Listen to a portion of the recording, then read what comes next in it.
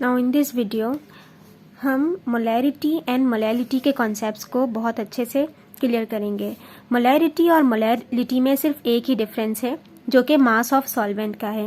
Molarity को आप capital M से रिप्रेजेंट करोगे और मोलैलिटी को आप स्मॉल एम से रिप्रेजेंट करोगे। मोलैरिटी का फॉर्मूला है numbers of moles of solute divided by volume of solution in DM. ठीक है, अच्छा नंबर्स, एक तो ये फॉर्मूला है और इसका दूसरा फॉर्मूला ये है numbers of mass of solute in gram divided by molar mass of the solute multiply by 1000 divided by volume of solution centimetre. अच्छा, ये वाला फॉर्मूला कैसे बना? Number of moles of solute, अगर क्वेश्चन में आपको डायरेक्टली गिवन ना हो तो numbers of moles of solute को हम कहते हैं मास of solute divided by molar mass of the solute, और वॉल्यूम ऑफ द सॉल्यूशन अगर क्वेश्चन में डायरेक्टली गिवन ना हो तो इसको हम कहते हैं 1000 divided by volume of solution. ठीक है, फर्स्ट वाला इसके बराबर है, सेकंड वाला इसके बराबर है। आप ये फॉर्मूला भी अप्लाई कर सकते हैं और ये फॉर्मूला भी अप्लाई कर सकते हैं according to the given condition. Molality में हमारे पास सब कुछ सेम है, mass of solute molar mass of the solute multiply by 1000, बस वॉल्यूम ऑफ सॉल्यूशन की जगह हम इसमें मास ऑफ सॉल्वेंट लिख लेते हैं। क्या लिख लेते हैं? Mass of solvent. मोलैलिटी का फॉर्मूला जो, जैसे मोलैरिटी का फॉर्मूला ये था, इसको हमने इसमें ब्रेक किया। इस तरीके से मोलैलिटी का फॉर्मूला हमने ये ब्रेक किया हुआ है। अगर मोलैलिटी का फॉर्मूला इस तरह से बनाना होगा तो सेम ही होगा, small m is equals to numbers of mole of solute divided by, इन दोनों में किसका चक्कर है? सिर्फ वॉल्यूम ऑफ सॉल्यूशन का और मास ऑफ सॉल्वेंट का। तो आप वॉल्यूम ऑफ सॉल्यूशन की जगह क्या लिख दोगे? मास ऑफ सॉल्वेंट लिख दोगे बस, और कोई भी चेंजेस इसके अंदर नहीं आएंगी। ठीक है, मोलैलिटी का दूसरा फॉर्मूला जो है वो यही है, numbers of moles of solute divided by mass of solvent. Hope आपको ये अच्छे से समझ आ गया होगा। इन फॉर्मूला न्यूमेरिकल्स में भी आपने इन चीज़ों को अच्छे से याद रखना है कि 1 लीटर 1 डीएम क्यूब के बराबर है, 1 मिलीलीटर 1 सेंटीमीटर के बराबर है, 1 लीटर 1000 ml के बराबर है, 1 डीएम 1000 सेंटीमीटर के बराबर है और 1 ग्राम 1000 मिलीग्राम के बराबर है। 2019 का क्वेश्चन हमारे पास है, calculate molality of the aqueous solution containing 18 gram glucose. Glucose का फॉर्मूला हमारे पास गिवन है, dissolved in 300 gram of water. अब आपके पास पता है मोलैलिटी का फॉर्मूला हमारे पास स्मॉल m से रिप्रेजेंट होता है mass of solute divide by molar mass of solute multiply by 1000, और इसमें सिर्फ क्या आता है? मास ऑफ सॉल्वेंट आता है। पीछे ही हमने इस चीज़ को क्लियर किया है। ठीक है, अब हमारे पास हमने डेटा बनाना है। ग्राम में जो भी चीज़ गिवन होगी वो आपका मास होता है, तो 18 ग्राम आपका मास ऑफ सॉल्यूट है। अच्छा, ये सॉल्यूट है 300 ग्राम ऑफ वाटर। मैंने कहा था ना, वाटर कोई भी ऐसी, मतलब ऐसी कोई चीज़ जो डिज़ोल्व हो सके सॉल्वेंट के अंदर, वो आपका, मतलब ऐसी कोई चीज़ जो डिज़ोल्व हो किसी दूसरे सब्सटेंस में, वो सॉल्वेंट कहलाता है। तो वाटर में ही हर कोई चीज़ डिज़ोल्व होती है, तो 300 ग्राम ऑफ वाटर आपके पास सॉल्वेंट कहलाएगा। क्या कहलाएगा? Mass of solvent. 18 gram mass of solute और 300 ग्राम्स, क्योंकि वाटर है, ये सॉल्वेंट कहलाता है। वाटर सॉल्यूट हमारे पास शुगर है, सॉल्ट है, ये सारी चीज़ें मैंने पीछे भी आपको बताई हैं। ये अच्छे से समझ आ गया। देन मोलर मास ऑफ, हमने मोलर मास निकालना है ग्लूकोज का। हमारे पास ग्लूकोज का फॉर्मूला गिवन है, कार्बन 6 हाइड्रोजन 12 और ऑक्सीजन 6। अब मोलर मास में आपको जो है वो उनके एटॉमिक मासेस याद होने चाहिए। कार्बन का जो है वो 12 होता है, ये याद रखना पड़ेगा। ठीक है, ये कभी कभार गिवन होता है, कभी कभार नहीं होता, ये अपने पास लिख लें। कार्बन का 12 होता है, हाइड्रोजन का 1 होता है और ऑक्सीजन का 16 होता है। ठीक है, कार्बन का 12, हाइड्रोजन का 1, ऑक्सीजन का 16। 12 है, कार्बन कितने हैं? 6 हैं, इसको 6 से मल्टीप्लाई कर दिया। हाइड्रोजन का 1 होता है, हाइड्रोजन 12 है, इसको 12 से मल्टीप्लाई कर दिया। ऑक्सीजन का 16 होता है और ऑक्सीजन कितने हैं? 6 हैं, इसको मल्टीप्लाई कर दिया 6 से। हमारे पास आंसर आ गया, इसको प्लस कर दिया तो आपके पास मोलर मास ऑफ सॉल्यूट निकल आया। क्या निकल आया? 180 ग्राम मोलर मास ऑफ सॉल्यूट। आपने गिवन मास ऑफ सॉल्यूट में 18 को रखा। ठीक है, मास ऑफ सॉल्वेंट में आपने जो है वो 300 को रखा। मोलर मास 180 में आपने 180 को रखा और 1000 का 1000 यहाँ पे आ गया। इन दोनों को डिवाइड किया तो 0.1, इन दोनों को डिवाइड किया तो 3.33, इन दोनों को मल्टीप्लाई किया तो 0.33 आपकी मोलैलिटी निकल आई। देन हमारे पास 2017 में एक क्वेश्चन है, आपको मोलैरिटी निकालनी है एक सॉल्यूशन की। 2 मोल्स आपको गिवन है, 2 मोल्स ऑफ NaOH डिजॉल्व हो रहे हैं इन 0.5 लीटर ऑफ दी सॉल्यूशन। यानी आपके पास वॉल्यूम ऑफ सॉल्यूशन गिवन है, ठीक है, और आपके पास मोल्स ऑफ NaOH गिवन है। अब ये कैसे पता चला? हम इसमें कौन सा फॉर्मूला लगाएंगे? अच्छा जी, फर्स्ट वाला लगाएंगे कि सेकंड वाला लगाएंगे? ठीक है, हमारे पास मोल्स ऑफ सॉल्यूट गिवन है, हमारे पास कहीं मास ऑफ सॉल्यूट नहीं है, ना ही कहीं मोलर मास है। जब मोल्स ऑफ सॉल्यूट गिवन होगा तो डायरेक्ट कौन सा फॉर्मूला लगेगा? फर्स्ट वाला। और वॉल्यूम ऑफ सॉल्यूशन भी आपको गिवन है, वॉल्यूम ऑफ सॉल्यूशन भी देखो गिवन है, लीटर में गिवन है।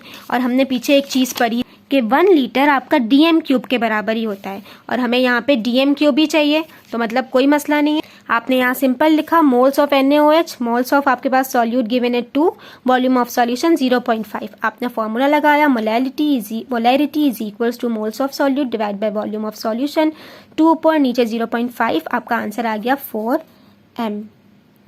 क्लियर? देन 2014 में आपके पास आया है calculate molarity of a solution containing 9.8 ग्राम। आपके पास एक तरीके से मोलर मास का आपके पास रिक्वायरमेंट गिवन है H2SO4 पर 500 ml सॉल्यूशन।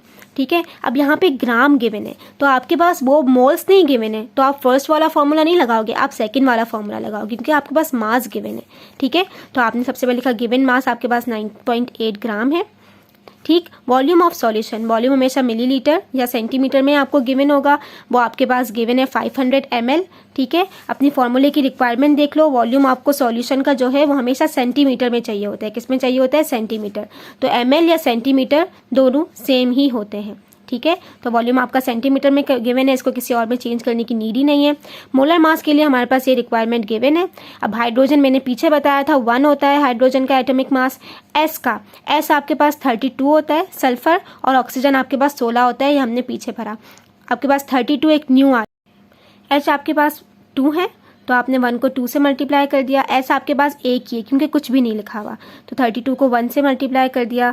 ऑक्सीजन आपके पास जो है वो 4 हैं, तो 16 को 4 से मल्टीप्लाई कर दिया। ये आंसर आ गया, सबको प्लस कर दिया, तो 98 जो है वो आपका निकल आया मोलर मास ऑफ सॉल्यूट। ठीक है, अब आपने गिवन मास ऑफ सॉल्यूट की जगह 9.8 रखा, मोलर मास ऑफ सॉल्यूट की जगह 98 रखा, जो कि आया है 1000 का 1000, और वॉल्यूम आपके पास क्वेश्चन में 500 गिवन है। इन दोनों को डिवाइड किया तो 0.1 आया, 1000 और 500 को डिवाइड किया तो 2 आया, दोनों को मल्टीप्लाई किया तो आपके पास 0.2 मोलैरिटी आ गई। एक क्वेश्चन आपका 2012 में भी आया है, calculate molarity of solution containing 4 gram of NaOH in 250 centimetre of solution. ये भी आपके पास सिंपल 1 ग्राम है, तो हम सेकंड वाला फॉर्मूला लगाते हैं। मोलैरिटी का गिवन मास आपके पास 4 ग्राम है। ठीक है, सेंटीमीटर में आपके पास वॉल्यूम होता है, वॉल्यूम ऑफ सॉल्यूशन 250 सेंटीमीटर है। मोलर मास के लिए हमारे पास ये रिक्वायरमेंट गिवन है NaOH। Na आपके पास सोडियम कहलाता है, जिसका एटॉमिक मास 23 है। ये भी आपको न्यू एटॉमिक मास पता चला, ये भी अपने पास नोट करें। ऑक्सीजन 16 होता है और हाइड्रोजन 1 होता है, ये हम पीछे से पढ़ते हुए आ रहे हैं। Na यहाँ पे आपके पास 1 है क्योंकि कुछ नहीं लिखा हुआ, तो 23 मल्टीप्लाई बाय 1। ऑक्सीजन भी आपके पास 1 है क्योंकि कुछ नहीं लिखा हुआ, और हाइड्रोजन भी आपके पास 1 है। आपने सबको 1 से मल्टीप्लाई किया और सबको टोटल किया, तो आपके पास 40 ग्राम जो है वो मोलर मास ऑफ सॉल्यूट आ गया। आपने गिवन मास की जगह 4 रखा, मोलर मास की जगह 40 रखा, 1000 का 1000 और वॉल्यूम ऑफ सॉल्यूशन 250 सेंटीमीटर आ गया। 4 को 40 से डिवाइड किया 0.1, 1000 को 250 से किया 4, दोनों को मल्टीप्लाई किया तो आपके पास मोलैरिटी आ गई 0.4। अच्छा, एक और चीज़ मुझे इसमें आप लोगों को बतानी थी। अगर क्वेश्चन में आपके पास लेट्स सपोज वो ये है कि अगर क्वेश्चन में आपके पास वॉल्यूम डीएम में गिवन हो, किस में गिवन हो? डीएम में, तो यहाँ पे आप 1000 से मल्टीप्लाई नहीं करेंगे, उसकी जगह 1 से करेंगे। पीछे हमारे पास जितने भी क्वेश्चन आए 10 ईयर में, सब में सेंटीमीटर है, दैट्स वाई हमने 1000 से मल्टीप्लाई किया है, क्योंकि आपको अच्छे से पता है ना कि 1 डीएम 1000 सेंटीमीटर के बराबर है, जो हमने पीछे भी पढ़ा था। तो हमारे पास जब सेंटीमीटर होगा तब हम 1000 से मल्टीप्लाई करेंगे, लेकिन जब हमारे पास वॉल्यूम डीएम में गिवन होगा तो आप मल्टीप्लाई किससे करोगे? 1 से करोगे। बस इस चीज़ को आपने अच्छे से अपने जहन में रखना है। अब हमारे पास लास्ट क्वेश्चन 2021 का है, जिसमें हमारे पास पूछा जा रहा है what is the mass of oxalic acid required to prepare 100 centimetre volume of 2m। अब यहाँ पे मास मांग रहा है, यानी मास ऑफ सॉल्यूट मांग रहा है। मास ऑफ सॉल्यूट हमारे पास गिवन नहीं है। ठीक है, 100 सेंटीमीटर ये हमारे पास वॉल्यूम ऑफ सॉल्यूशन, क्योंकि वॉल्यूम ऑफ सॉल्यूशन सेंटीमीटर में गिवन होता है। 2m यानी मोलैरिटी हमारे पास गिवन है। ठीक है, और अब हमने निकालना है, यही वाला फॉर्मूला हमने लगाना है। ठीक है, जो हम लगाते आ रहे हैं पीछे से। मोलैरिटी हमने डेटा बनाया, मोलैरिटी 2m है, वॉल्यूम ऑफ सॉल्यूशन 100 सेंटीमीटर है, और जो हमारे पास ये रिक्वायरमेंट गिवन है, इससे हम मोलर मास ऑफ सॉल्यूट निकाल सकते हैं। ठीक है, और नीचे बताया जा रहा है कि कार्बन का मोलर मास 12 है, हाइड्रोजन का 1 है और ऑक्सीजन का 16 है, जो हम पीछे से पढ़ते आ रहे हैं। कभी कभार आपको पेपर में ये चीज़ें एटॉमिक मासेस गिवन होंगे, लेकिन कभी कभार गिवन नहीं होंगे, तो आपको ये चीज़ याद रखनी पड़ेगी। अब नाउ कार्बन का 12 है, हाइड्रोजन का 1 है, ऑक्सीजन का 16 है। कार्बन कितने हैं? यहाँ पे 2 हैं, इसको 2 से मल्टीप्लाई किया तो 24 आ गया। हाइड्रोजन भी 2 है, इसको 2 से मल्टीप्लाई किया तो 2 आ गया। ऑक्सीजन 4 है, इसको 4 से मल्टीप्लाई किया तो 64 आ गया। तीनों को प्लस किया तो हमारे पास 90 आ गया। 90 ग्राम हमारे पास मोलर मास ऑफ सॉल्यूट आ गया।